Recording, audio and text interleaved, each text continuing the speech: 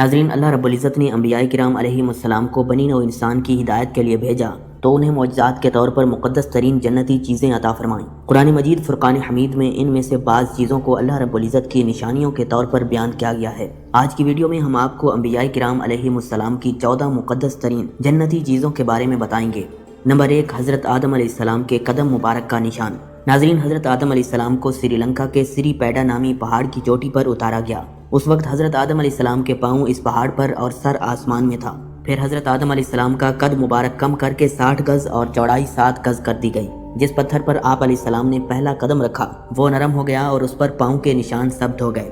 کہا جاتا ہے کہ یہ وہ مقدس پتھر ہے جس پر حضرت آدم علیہ السلام کے قدم مبارک کا نشان نقش ہے۔ اس پتھر پر موجود پاؤں کے نشان کی لمبائی تقریباً 5 فٹ 7 انچ بتائی جاتی ہے۔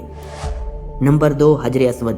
ناظرین، حضرت آدم علیہ السلام کے زمین پر جلوہ افروز ہونے کے بعد حجر اسود جنت سے اتارا گیا۔ اس وقت حجر اسود کی روشن شعاعیں کئی میل تک جاتی تھیں۔ احادیث نبوی میں مذکور ہے کہ حجر اسود کو جنت سے اتارا گیا ہے اور یہ دودھ کی طرح سفید تھا۔ پھر بنی آدم کی خطاؤں نے اس کو سیاہ کر دیا۔ حجر اسود جنت کے یاقوتوں میں سے ایک یاقوت ہے۔ اس کو حضرت آدم علیہ السلام کے ساتھ جنت سے اتارا گیا۔ اسے لانے والے حضرت جبریل علیہ السلام تھے۔ حضرت آدم علیہ السلام نے حجر اسود کو پہچانا تو انہیں اس سے محبت ہو گئی۔ صحابی رسول حضرت عبداللہ ابن زبیر رضی اللہ تعالی عنہ کے عہد میں آتش زدگی سے پہلے حجر اسود ایسا چمکتا تھا کہ اس میں انسان کی صورت نظر آتی تھی۔ ناظرین، اللہ رب العزت نے جب حضرت سلیمان علیہ السلام کو ساری دنیا کی بادشاہت عطا فرمائی تو آپ علیہ السلام نے جنات کو ایک تخت بنانے کا حکم دیا جس کی لمبائی 3 کوس تھی۔ یہ تخت ہاتھی کے دانتوں سے بنایا گیا تھا جو لال، فیروزہ اور زمرد جیسے پتھروں سے مرصع تھا۔ اس تخت کے چاروں طرف سونے کی اینٹیں لگی ہوئی تھیں۔ اس تخت کے دائیں اور بائیں جانب 1000 کرسیاں لگائی گئیں جن پر حضرت سلیمان علیہ السلام کے وزراء اور درباری بیٹھتے تھے۔ جب حضرت سلیمان علیہ السلام اس تخت پر جلوہ افروز ہوتے تو تمام پرندے ہوا میں معلق ہو کر تخت پر سایہ کر دیتے۔ یہ تخت ہزاروں میلوں کا فاصلہ چند لمحوں میں طے کر لیتا تھا۔ اسے تخت طاؤس کے نام سے بھی جانا جاتا ہے۔ نمبر 4، حضرت سلیمان علیہ السلام کی انگوٹھی۔ ناظرین، حضرت سلیمان علیہ السلام کی انگوٹھی کو جنت سے اتارا گیا اور اسے سب سے پہلے حضرت داؤد علیہ السلام کے سپرد کیا گیا تھا۔ پھر حضرت داؤد علیہ السلام کی وفات کے بعد یہ انگوٹھی ان کے بیٹے حضرت سلیمان علیہ السلام کی ملکیت میں آ گئی۔ احادیث مبارکہ کی روح سے حضرت سلیمان علیہ السلام کی انگوٹھی کے نگینے میں کلمہ طیبہ نقش تھا اور اس کا رنگ آسمانی تھا۔ اس انگوٹھی کی تاثیر یہ تھی کہ انسان، حیوان، چرند پرند، جن اور پریاں سب ان کے پاس کھینچے چلے آتے تھے۔ حضرت سلیمان علیہ السلام سرکار دو عالم صلی اللہ علیہ وسلم کی نام کی انگوٹھی پہن کر امور سلطنت بڑے اچھے طریقے سے چلاتے تھے، اور جب یہ انگوٹھی ان کے پاس نہ ہوتی تو ان کے دل کو سکون و اطمینان نہ ہوتا۔ حضرت سلیمان علیہ السلام کی وفات کے بعد یہ انگوٹھی غائب ہو گئی۔ نمبر 5، مقام ابراہیم۔ حضرت ابراہیم علیہ السلام نے اللہ تعالیٰ کے حکم سے خانہ کعبہ کی تعمیر کی تھی۔ تعمیر کے وقت جب خانہ کعبہ کی دیواریں ہاتھ کی اونچائی سے اوپر ہو گئیں تو حضرت ابراہیم علیہ السلام ایک پتھر پر کھڑے ہو کر چنائی کا کام کرنے لگے۔ حضرت ابراہیم علیہ السلام کے قدم مبارک کی برکت اور تعظیم کے طور پر یہ پتھر موم کی طرح نرم ہو گیا اور اس میں حضرت ابراہیم علیہ السلام کے پاؤں مبارک کے نشانات نقش ہو گئے۔ اسے مقام ابراہیم اور ہجر اسماعیل بھی کہا جاتا ہے جو مسجد حرام کے صحن میں خانہ کعبہ کے قریب موجود ہے۔ نمبر 6، تابوت سکینہ۔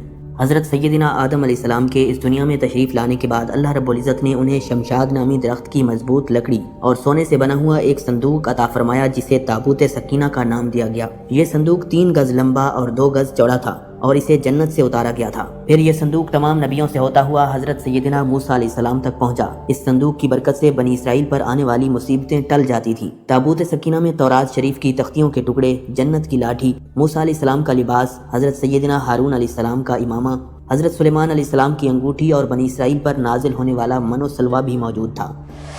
نمبر 7، کشتی نوح۔ ناظرین، جب قوم نوح کی سرکشی اپنے عروج پر پہنچی تو اللہ رب العزت نے حضرت نوح علیہ السلام کی قوم پر آنے والے طوفان کی خبر دی اور آپ علیہ السلام کو ایک کشتی تیار کرنے کا حکم دیا۔ کشتی بنانے کے لیے لکڑی کی ضرورت تھی، چنانچہ حضرت نوح علیہ السلام نے ساگوان نامی کچھ درخت لگائے جن کی لکڑی بہت مضبوط تھی۔ یہ درخت 100 سال میں تیار ہوئے۔ پھر حضرت نوح علیہ السلام اگلے 100 سال تک کشتی بنانے میں مصروف رہے۔ حضرت نوح علیہ السلام کی کشتی 300 گز لمبی، 50 گز چوڑی اور 300 گز اونچی تھی۔ کشتی کا اگلا حصہ مرغے کے سر جیسا اور پچھلا حصہ مرغے کی دم جیسا تھا، جبکہ نیچے کا حصہ کسی پرندے کے پیٹ کی طرح تھا۔ دنیا کی اس پہلی کشتی میں 3 منزلیں بنائی گئیں۔ سب سے نچلی منزل درندوں، پرندوں اور حشرات الارض کے لیے مخصوص تھی۔ درمیانی منزل میں چوپائے اور دیگر جانور موجود تھے، جبکہ سب سے اوپر والی منزل میں حضرت نوح علیہ السلام اور ان کے اصحاب سوار تھے۔ نمبر 8، ہیکل سلیمانی۔ ناظرین، ہیکل سلیمانی دراصل ایک مسجد یا عبادت گاہ تھی جو حضرت سلیمان علیہ السلام نے اللہ کے حکم سے جنات سے تعمیر کروائی تھی تاکہ لوگ اس کی طرف منہ کر کے یا اس کے اندر عبادت کریں۔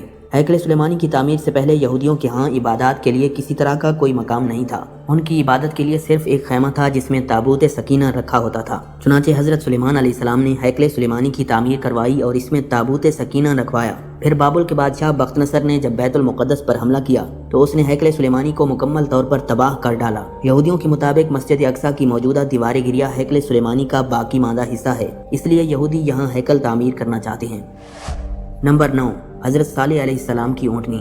ناظرین، حضرت صالح علیہ السلام قوم سمود کی طرف نبی بنا کر بھیجے گئے۔ آپ علیہ السلام نے جب قوم سمود کو توحید کی دعوت دی تو قوم نے آپ سے یہ معجزہ طلب کیا کہ آپ اس پہاڑ کی چوٹی سے ایک گابن اونٹنی نکالیں جو خوب فربا ہو اور ہر قسم کے عیب و نقص سے پاک ہو۔ حضرت صالح علیہ السلام نے اس چٹان کی طرف اشارہ فرمایا تو چٹان فوراً پھٹ گئی اور اس میں سے ایک انتہائی خوبصورت و تندرست بلند قد و قامت والی اونٹنی نکل آئی جو گابھن تھی، اور نکل کر اس نے ایک بچہ بھی جنا۔ یہ اونٹنی اپنے بچے کے ساتھ میدانوں میں چرتی پھرتی اور ہر دوسرے دن کنویں کا سارا پانی پی جاتی۔ جب یہ دودھ دیتی تو پوری قوم کے لوگوں کے برتن دودھ سے بھر جاتے تھے۔ آخر قدار بن سالف نامی ایک شخص نے ناکا نامی اس اونٹنی کو قتل کر دیا، جس کے بعد قوم سمود پر اللہ رب العزت کا عذاب نازل ہوا۔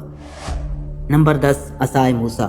ناظرین، حضرت موسیٰ علیہ السلام کا عصا مبارک جنتی درخت کی لکڑی سے بنا ہوا تھا۔ اسے حضرت آدم علیہ السلام جنت سے لائے تھے اور پھر یہ مختلف انبیاء کرام علیہ السلام سے ہوتا ہوا حضرت موسیٰ علیہ السلام تک پہنچا تھا۔ اس جنتی لاٹھی کا نام علیق یا نبع تھا۔ حضرت موسیٰ علیہ السلام کا عصا مبارک 10 گز لمبا تھا۔ اس کی 2 شاخیں تھیں جو اندھیرے میں روشنی کا کام دیتی۔ یہ عصا سوتے میں پہرا دیتا اور چلتے ہوئے ساتھ ساتھ چلا کرتا تھا، دشمنوں اور درندوں کو مارتا تھا، کنویں سے پانی نکالنے کے لیے رسی بن جاتا اور حضرت موسیٰ علیہ السلام کا سامان بھی اٹھاتا تھا۔ جب اسے زمین میں گاڑ دیا جاتا تو یہ درخت بن کر حسب خواہش پھل دیتا۔ فرعون کے دربار میں یہ اژدہا بن کر جادوگروں کے تمام سانپ نگل گیا۔ اس عصا مبارک کی برکت سے حضرت موسیٰ علیہ السلام کے کثیر معجزات ظاہر ہوئے۔ نمبر 11، قمیص یوسفی۔ حضرت یعقوب علیہ السلام اپنے بیٹے حضرت یوسف علیہ السلام کی جدائی سے بڑے غمگین ہوئے اور ان کے غم میں آنسو بہا بہا کر ان کی آنکھوں کی روشنی متاثر ہو گئی۔ کئی سال بعد جب حضرت یوسف علیہ السلام کو اپنے بھائیوں کے ذریعے والد محترم کی آنکھوں کی روشنی متاثر ہونے کا علم ہوا تو انہوں نے اپنی قمیص مبارک تبرک کے طور پر اپنے والد محترم کے لیے بھیجی اور فرمایا، میرا یہ کرتا لے جاؤ اور اسے میرے باپ کے منہ پر ڈال دینا، وہ دیکھنے والے ہو جائیں گے۔ جب حضرت یوسف علیہ السلام کے بھائیوں نے وہ کرتا حضرت یعقوب علیہ السلام کے چہرہ اقدس پر ڈالا تو حضرت یعقوب علیہ السلام کی بینائی واپس لوٹ آئی۔ اللہ تعالیٰ نے قرآن مجید کی سورہ یوسف میں قمیص یوسفی کا ذکر فرمایا ہے۔ نمبر 12، زمزم۔ آب زمزم تقریباً 5000 سال پہلے اللہ کے نبی حضرت سیدنا اسماعیل علیہ السلام کی ایڑیوں کی برکت سے جاری ہوا۔ آپ علیہ السلام کی والدہ حضرت سیدہ ہاجرہ رضی اللہ تعالی عنہا نے پانی کی تلاش میں صفا و مروہ کے 7 چکر لگائے۔ پھر جب وہ مروہ سے حضرت اسماعیل علیہ السلام کی طرف آئیں تو حضرت اسماعیل علیہ السلام زمین پر اپنی ایڑیاں رگڑ رہے تھے، جہاں سے اللہ تبارک و تعالیٰ نے پانی کا ایک چشمہ جاری فرما دیا۔ بعد ازاں زمزم کو ایک کنویں میں تبدیل کر دیا گیا جسے چاہ زمزم اور بیر اسماعیل کہا جانے لگا۔ نمبر 13، حضرت اسماعیل علیہ السلام کا مینڈھا۔